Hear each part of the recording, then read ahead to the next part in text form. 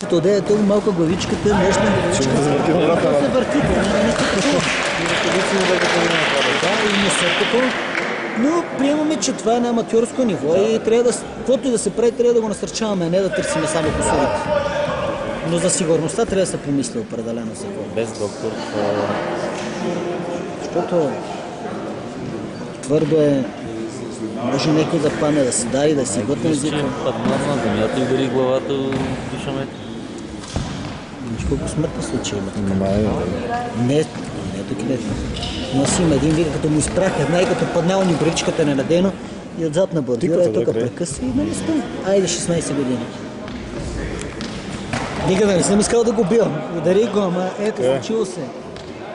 Днес като издавах Мухомски, един път казва ли си? С това и да. Само се кръси. Ама брато, как му дрънна китарата на това?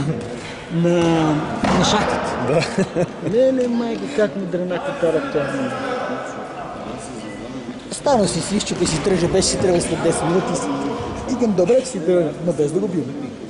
Само му държето ми нам. И страниче и шут.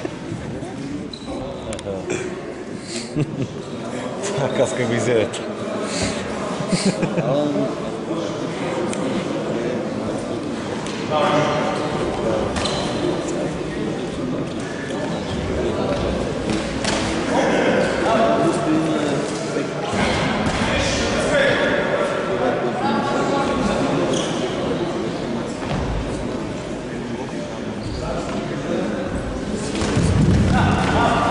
Как излега, Жу?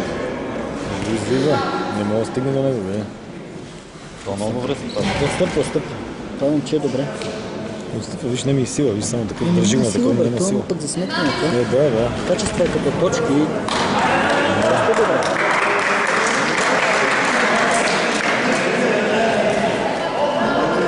Що не спира да му работят, да се движи, а не блокира. Блокира с покрив за кола.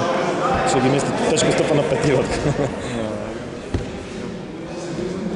Точно на пети си, си видя.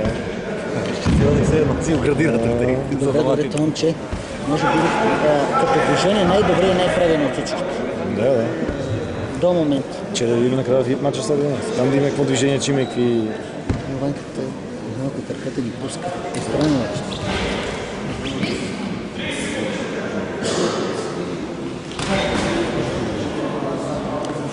Ето пада гара, една гара след втория рунд. А трети ни предстои.